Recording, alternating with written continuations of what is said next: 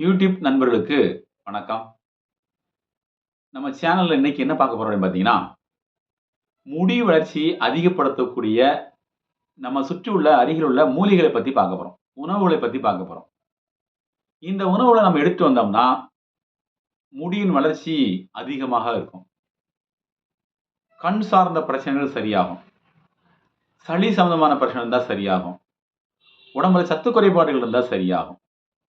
அதுல முதல் வகையா பார்க்கக்கூடிய மூலிகை கரிசலாங்கண்ணி. இந்த கரிசலாங்கண்ணி வந்து பார்த்தீங்கன்னா, செழிப்பான நிலங்கள்ல, நீர்ப்பாங்கான நிலங்கள்ல தானாகவே வளரக்கூடிய ஒரு செடி. இது வந்து இலைகள் வந்து பார்த்தீங்கன்னா, அடர் கருநிறத்தில காணப்படும். இதுல 2 வகை இருக்குது. ஒண்ணு மஞ்சள் பூ பூக்கிற கரிசாலை, இன்னொன்னு வெள்ளை பூ பூக்கிற கரிசாலை. 2மே மருத்துவத்துக்கு உதவும். நாம இப்ப எடுக்கிறது வெள்ளை கரிசாலை எடுத்துக்கொள்வோம். இந்த வெள்ளை கரிசாலைய நல்லா காய போட்டு, பவுடர் பண்ணி, தேன் அல்லது நெய்யில கலந்து சாப்பிட்டு வந்தோம்னா, நம்ம உடம்புல சளி சம்பந்தமான பிரச்சனைகள் வெளியேறும். தொண்டை சம்பந்தமான பிரச்சனைகள் இருந்தா சரி செய்ய முடியும். அடுத்தபடியா வந்து பார்த்தீங்கன்னா, முடிய வந்து பார்த்தீங்கன்னா, கருமையா வளர்றதுக்கு பெரிதும் உதவி செய்யும்.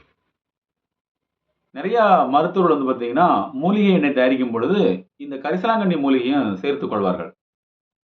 இப்ப நாம என்ன பண்ணுவோம்னு கேட்டீங்கன்னா, கரிசலாங்கண்ணிய வந்து இடித்து சாறு எடுத்து, கரிசலாங்கண்ணி கூந்தல் தைலம் செய்து பயன்படுத்துவோம். அது நல்லா பலனளிக்கும்.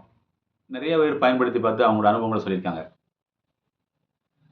2வதாக போக்கக்கூடிய மூலிகை என்னன்னு கேட்டீங்கன்னா, எல்லா வீட்லயுமே இருக்கும். கறிவேப்பிலை. இந்த கறிவேப்பிலை வந்து பார்த்தீங்கன்னா, ஒரு சிறிய மரம் வகையை சார்ந்தது. இந்த கறிவேப்பிலை வந்து பார்த்தீங்கன்னா, அளவுக்கு அதிகமான இரும்பு சத்து காணப்படுகிறது. வைட்டமின் சத்துக்கள் நெறைய காணப்படுகிறது. முடி வளர்ச்சியை தூண்டக்கூடிய, ஹார்மோனை தூண்டக்கூடிய சத்துக்கள் அதில நிறைந்து காணப்படுகிறது. இந்த கறிவேப்பிலை நம்ம என்ன பண்ணுவோம்னு கேட்டீங்கன்னா, உணவுல பயன்படுத்துவோம். ஆனா, அது யாரும் உள்ளுக்கு சாப்பிடுவான்னு கேட்டா சாப்பிட மாட்டோம். இப்ப இந்த கறிவேப்பிலைய நம்ம என்ன பண்ண போறோம்னு கேட்டீங்கன்னா, எடுத்து பறிச்சுட்டு வந்து நிழல்ல காய போட்டு, அத பவுடர் பண்ணி, அத தோசை கூட சுட்டு சாப்பிடலாம். இட்லி கூட சுட்டு சாப்பிடலாம். அதுக்கப்புறம் எள்ளு பொடி மாரி பயன்படுத்தலாம். உள்ளுக்குள்ள வந்து பார்த்தீங்கன்னா, வெந்நீர்ல கலந்து பயன்படுத்தலாம். தேன் அல்லது நெய்ல கலந்தும் பயன்படுத்தலாம். முடி வளர்ச்சிய அத அதிகரிக்கிறதுக்கு நெறைய மருத்துவர்கள் வந்து பார்த்தீங்கன்னா, நெறைய முடி வளர்ச்சி ஆராய்ச்சி பண்றவங்கலாம் பார்த்தீங்கன்னா, கறிவேப்பிலைய பயன்படுத்துவாங்க.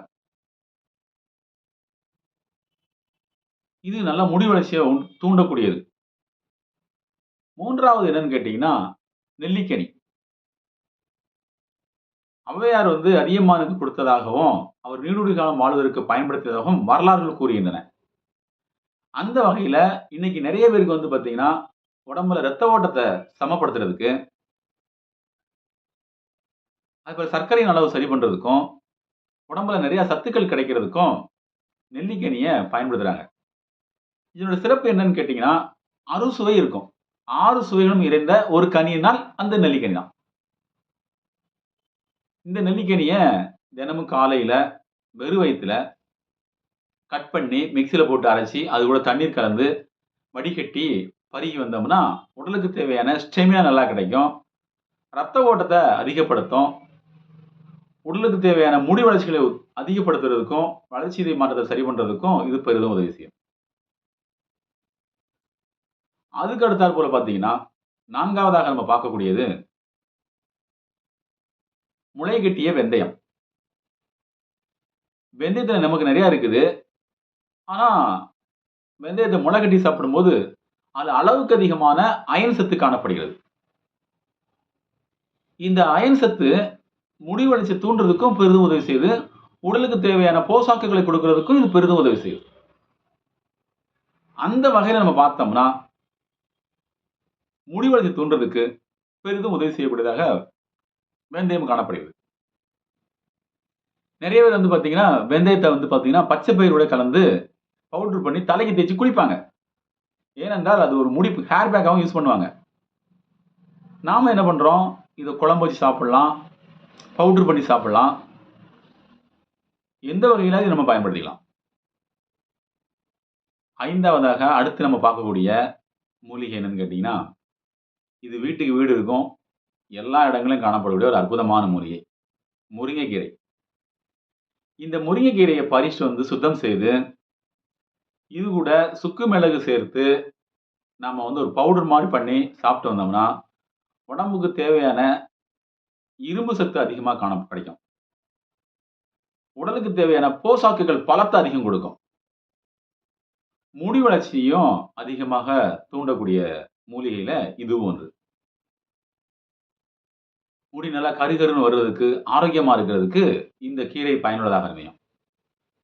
ஒருவேளை நமக்கு பயன்படுத்த முடியல, பவுடர் பண்ணி பயன்படுத்த முடியலன்னா, இத வந்து சமையல் பொரியல் பண்ணி செய்து சாப்பிடலாம். எந்த விதத்திலயாவது முருங்கைக்கீரை உள்ள போனா சரிதான். இந்த போல உணவுகளை நாம் தொடர்ந்து பயன்படுத்தி வந்தோமேயானால், முடி சம்பந்தமான அனைத்து பிரச்சனையும் நம்ம தீர்வு காண முடியும். முடி அடர்த்தியாக வளர்வதற்கு உதவி செய்ய முடியும். இத நெறைய பேரு சாப்ட்டு, உள்ளுக்கு சாப்ட்டு, வழுக்கையில கூட புதிய முடி விழுந்திருக்கு. நெறைய பேர் அனுபவங்கள சொல்லியிருக்காங்க. இப்ப நம்ம சொன்ன மூலிகைகள் மட்டும் எடுத்துட்டு வந்தாலே போதுமானது. வழுக்கையில் கூட முடி வளர்ந்துள்ளது. ஒரு 45 வயது உள்ள ஒரு பெரியவர், இப்ப நம்ம சொன்ன மூலிகைகள தினமும் ஏதோ ஒரு நாளைக்கு காலையில ஒரு வேள, சாயந்தரம் ஒரு வேள எடுத்து எடுத்து தொடர்ந்து வந்தாரு. கருவேப்பிலை இல்லாத நாளே இருக்காதுன்னு சொல்லியிருக்காரு. துவையல்ல இது இல்லாத நாளே இருக்காதுன்னு சொல்லியிருக்காரு. இத பயன்படுத்தி வரும்பொழுது, அவருக்கு புதிய முடிகள் தோன்றியதாகவும், அதற்கான ஆதாரத்தை, ஃபோட்டோ ஆதாரத்த என்கிட்ட காட்டினார். நானே பார்த்து சந்தோஷப்பட்டேன், ஆச்சரியப்பட்டேன். அதனால உங்களுக்கும் முடி சம்பந்தமான அனைத்து பிரச்சனைக்கும், இப்ப நம்ம சொன்ன உணவுகள பயன்படுத்தி வந்தாலே போதுமானது.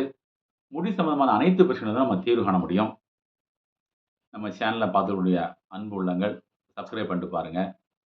இதுபோல பல நல்ல மருத்துவ சலனங்கள் வந்து கொண்டே இருக்கும். நீங்களும் உங்களோட அன்பு குடும்பங்களும் உடல் நலத்தோடும், நல்ல மனநலத்தோடும் ஆரோக்கியமாக வாழ எல்லாம் வல்ல இறைவனை வேண்டுகின்றேன். நன்றி.